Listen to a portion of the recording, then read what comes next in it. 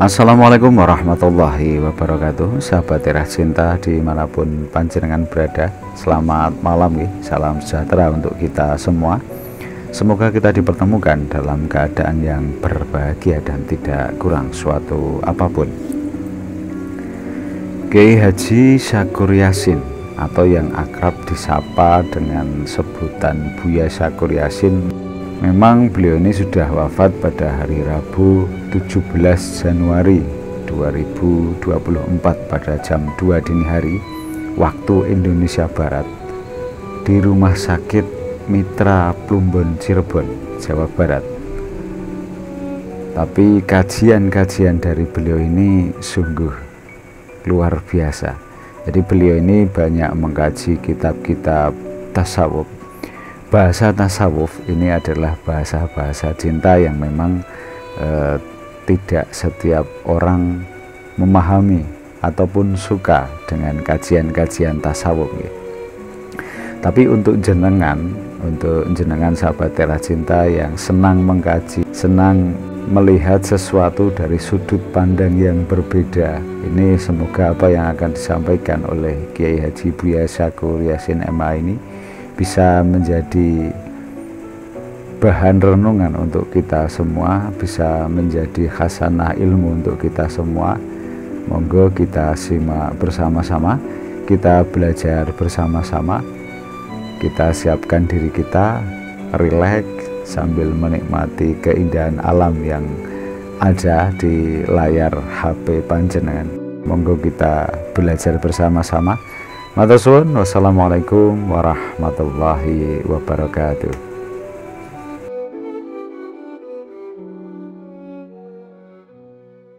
Jadi tolong nanti agama Islam nih, para ustadz, para kiai, cobalah kita jangan mengulang-ulang pengajian-pengajian tiap hari ceritanya menghitung pahala.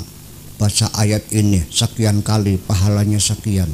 Mencium suami sama pahalanya sama dengan mencium Hajar Aswad. Aduh. Gedein dasar sih aku. Ya, jangan dibohong begitulah, secara rasional sajalah. Iya kan? Minimal ketika engkau di rumah menanti suami, begitu datang kau sambut dengan hangat, kau berikan kecupan di pipinya dengan kemesraan.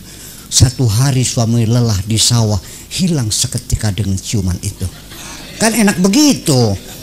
Daripada pahalanya kayak nyium Hajar Aswad, dah nggak masuk akal dah. Betul nggak? Jadi coba kita bicara dengan bahasa rasional aja lah. Iya kan? Nah ini satu ya, ini yang paling penting. Nanti kita diskusikan lebih lanjut lagi. Nah, jadi artinya bahwa sampai umpamanya kita menerangkan anak itu kan biasa dalam pendidikan mahfudot, pendidikan di madrasah, jangan lupa untuk membaca Bismillahirrahmanirrahim, mau minum, mau ini segala macam gitu. Lalu keluar hadisnya, qala Rasulullah Abi Hurairah radhiyallahu anhu qala Rasulullah sallallahu alaihi wasallam, kullu amrin dibalin la yubda'u fihi bi bismillahirrahmanirrahim fa wa aqta wa fi riwayatin fa wa abtar.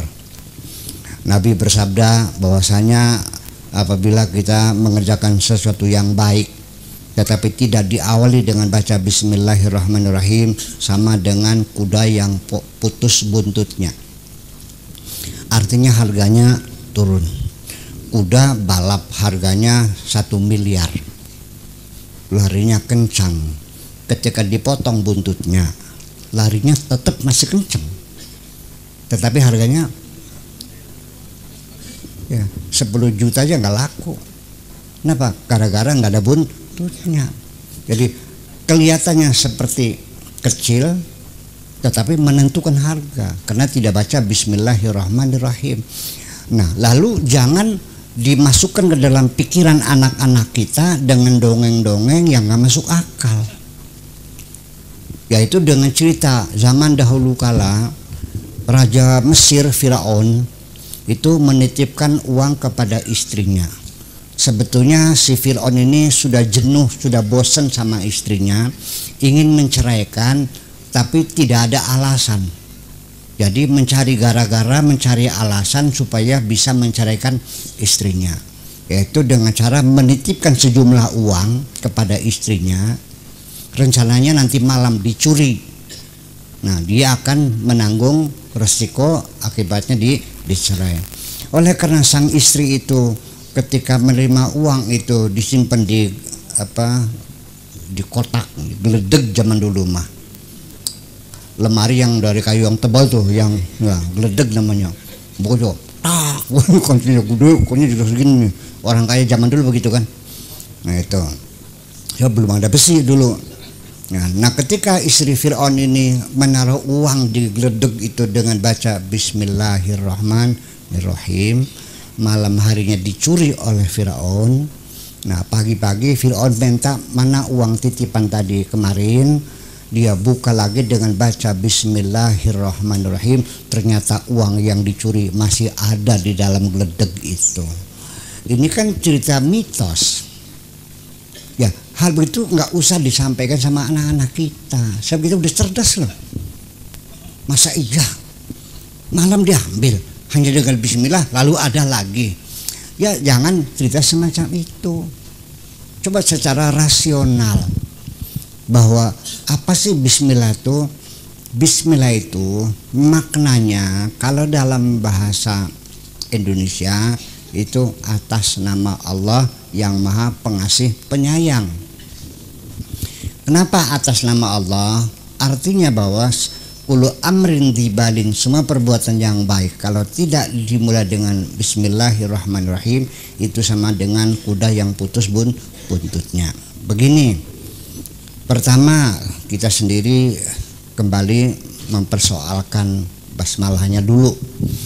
Ini karena Bismillahirrahmanirrahim ini bahasa Arab dan kitanya orang Indonesia tidak mengerti seluk-beluk bahasa Arab, lalu diterjemahkan oleh Departemen Agama menjadi dengan nama Allah yang Maha Pengasih dan Maha Penyayang. Inilah sebabnya anak-anak kita tidak paham untuk apa baca bismillah dengan nama Allah ini. Karena terjemahannya salah sehingga anak-anak kita tidak paham dengan nama bismillah. Meminum Bismillahirrahmanirrahim dengan nama Allah enggak masuk. Tapi kalau terjemahnya ikut saya atas nama Allah, maka di situ pengertiannya bahwa saya minum ini karena disuruh oleh Allah. Bapak Hamzah punya hajatan, saatnya beliau menyampaikan sambutan tuan rumah, cuman kebetulan suaranya sedang serak. Minta tolong kepada saya, Buya, tolong atas nama saya menyambut. Oh nggih, mangga. Di situ saya mengatakan saya atas nama tuan rumah menyampaikan ucapan terima kasih yang sebanyak-banyaknya kepada bapak-bapak dan ibu-ibu yang telah berkenan suka hadir ya memenuhi undangan kami. Dan saya atas nama tuan rumah mohon maaf apabila hidangannya kurang berkenan. Yang berterima kasih saya atau tuan rumah? Saya disuruh. Yang mohon maaf siapa? Saya apa tuan rumah? Tuan rumah, saya disuruh. Jadi saya ini berpidato itu karena disuruh oleh tuan rumah. Makanya atas nama. Nih bahasa Arabnya atas nama tuan rumah itu bismi sahibil baiti, bukan alasmi, bukan. Bismi itu atas nama, bukan ala, nggak ada alasmi itu, adanya bismi. Jadi bismi itu atas nama. Kami atas nama bangsa Indonesia dengan ini menyatakan kemerdekaannya. Nahnu bismi itu atas nama. Jadi bismi itu namanya atas nama, sehingga ketika kita minum baca Bismillahirrahmanirrahim artinya saya ini disuruh oleh Allah. Firman-Nya qala ta'ala kulu washrabu, berarti saya ini melaksanakan perintah Allah. Di situ ada makna ibadah. Nah nggak paham. Betul nggak? Ya iya. Nah kalau kita melaksanakan perintah Allah kan namanya ibadah. Kalau menuruti nafsu kita, ya bukan ibadah dong, itu urusan kamu sendiri tuh mah. Jangan berharap imbalan apapun dari Allah. Allah tidak berjanji. Allah memberi imbalan kalau kamu bekerja untuk Allah. Masuk akal nggak? Kalau ada orang ngaspal jalan, setelah selesai dia minta bayaran sama saya bilang, yang nyuruh siapa? PU. Ya minta sama PU dong. Masa memang saya akan bayar kalau yang menyuruh saya. Kayak Pak Edi ya, suruh borong bangunan di pondok, wajar dong Pak Edi datang, "Bos ya uangnya habis, tolong dong besok siapin uang lagi sekian puluh juta lagi."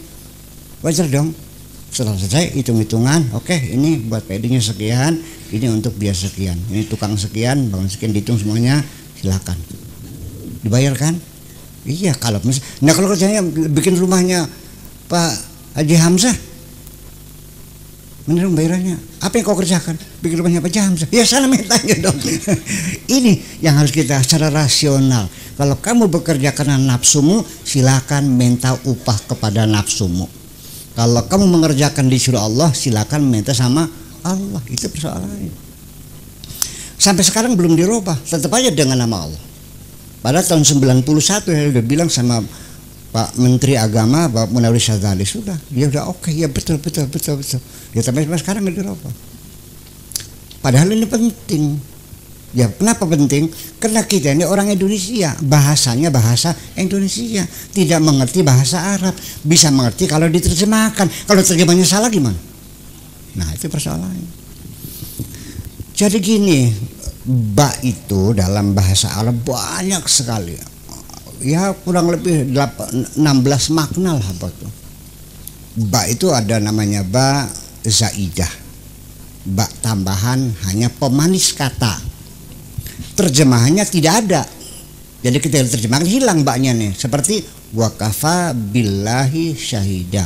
Bukan cukup dengan Allah sebagai, bukan cukup dengan, baknya bahasa ada tambahan. Jadi wakafa billahi syahida, cukup Allah sebagai saksi. Bukan cukup dengan Allah, udah sebagai saksi. Itu mana? Ada lagi baqasam billahi. Ya kan? Demi Allah, itu demi artinya.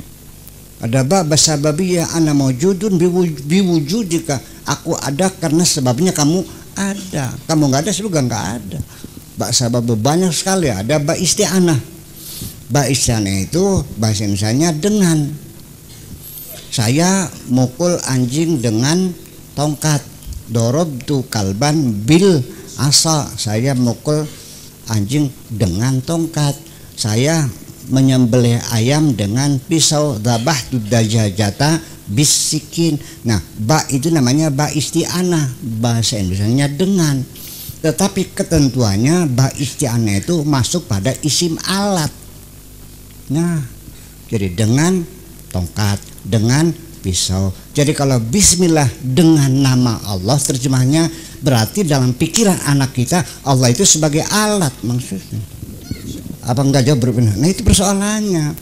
Jadi ini kajian murni linguistik ya. Jadi tidak menyalahkan siapapun, itu begitu. Dipaham-paham bahasa pribadi. Jelas nggak saya ngomong nih? Ya sudah. Allah itu khalik, pencipta atau alat?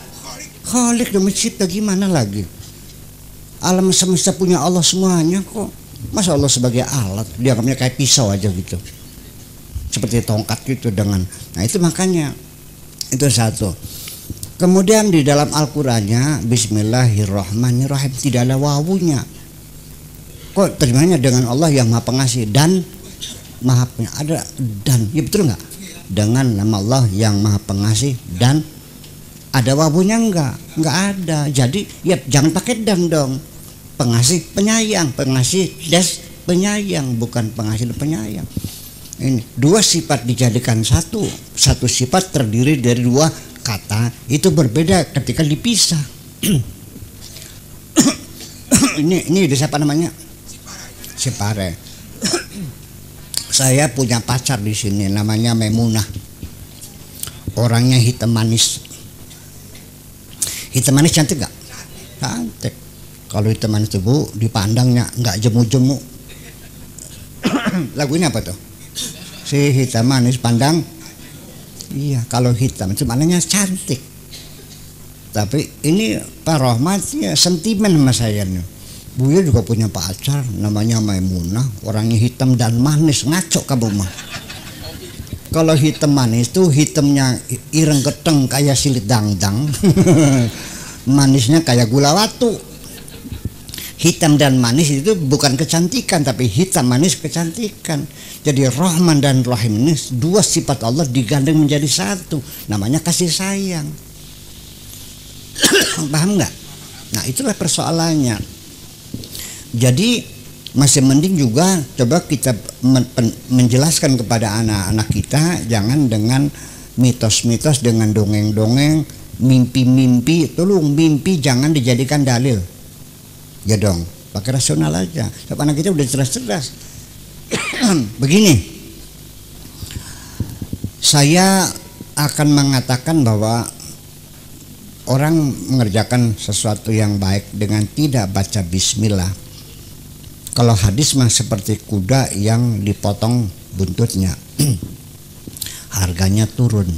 Tapi bagi saya lebih dari itu. Punten, saya bukan lancang sama Kanjeng Nabi ya. Begini, langit bumi punya siapa? Kita di sini sebagai apa? Tamu. Silahkan. Walakum fil ardi mustaqarr wa mataun ilahin. Silahkan ditempatkan di sini. Ini semuanya fasilitas. Kita ketika bertamu saja, bisa nggak kita numpang pipis, nyelonong saja nggak permisi dulu? Betul nggak? Sekalipun tuan rumah sudah menaruh kopi depan saya, apa begitu langsung saya minum? Enggak dong, tunggu dulu, mangga dipun tampi, nggih, suwun. Langsung minum? Belum, silakan dicicipi, nggih, suwun. Ketiga kali baru nuhun abdi tampi, kan begitu. Nah, seizin itu kita apapun harus izin tuan rumah. Jadi ketika kita sebagai hamba Allah, maka bismillahirrahmanirrahim itu sama dengan minta izin kepada Allah. Paham?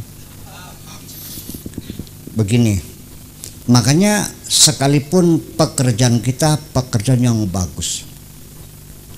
Saya cerita karena baru tadi kemarin saya melihat tanah saya, ada tanah saya 150 tombak lah. Tadinya mau saya tanam cabai, tiba-tiba sudah ada orang nanam padi. Saya kata, ini siapa yang nanam ini? Akhirnya dicek sama Mang Nur tuh. Ternyata yang nanam itu ada, nggak usah disebutin ya. Gitu. Tanpa izin lagi, sama Mang Nur juga nggak permisi, sama minta izin. Padinya bagus, hebat nggak? Padinya hebat. Tapi dia nanam tidak permisi lagi, hebat enggak? Kalau saya adukan polisi masuk penjara kan? Nah, sekalipun padimu hebat, tetapi karena kamu tidak permisi kepada yang punya, masuk penjara. Paham nggak? Bukan hanya turun harganya, malah itu sebagai kejahatan. Dan ini mah, ya kan? Kalaupun kita pinjam sandal karena tidak permisi kepada yang punya, namanya gosab. Kalau tidak dikembalikan namanya nyolong. Kalau dikembalikan lagi namanya, kalau tidak dikembalikan namanya maling. Ya kan begitu. Jadi dengan pendekatan rasional semacam itu, untuk anak-anak kita akan lebih mahal dimengerti. Karena kita semua alami, tidak usah menyalahkan para ulama, para ustadz zaman dulu, karena pada waktu memang cocok pada zamannya ketika masyarakat kita masih bodoh. Benar, saya saja tahun 70 di Kertasmaya ketika bicara dengan bahasa Indonesia ditinggal pergi, sobut gitu. Sombong, ngartos gitu. Sambil pergi, mau beli ngerti. Iya, ya kenapa? Ya karena belum ada bisa berbahasa Indonesia. Bayangkan kita kan, nah kalau orang itu seperti itu, nah maka bentuk pengajiannya adalah isinya cerita-cerita wayang, Arjuna, Sadewo, Bima, Sangkuni. Ya kan gitu. Ada lagi cerita yang lucu-lucu, dongeng-dongeng. Ya pantas. Nanti kalau sudah pada ngantuk, Allahumma sholli, selawatan lah kan gitu. Ya ngaji mah 2 jam tapi intinya seupil. Ya kan gitu. Karena dengan berguraunya, dengan dongeng-dongengnya. Tapi waktu itu juga tepat bagus. Memang begitu caranya.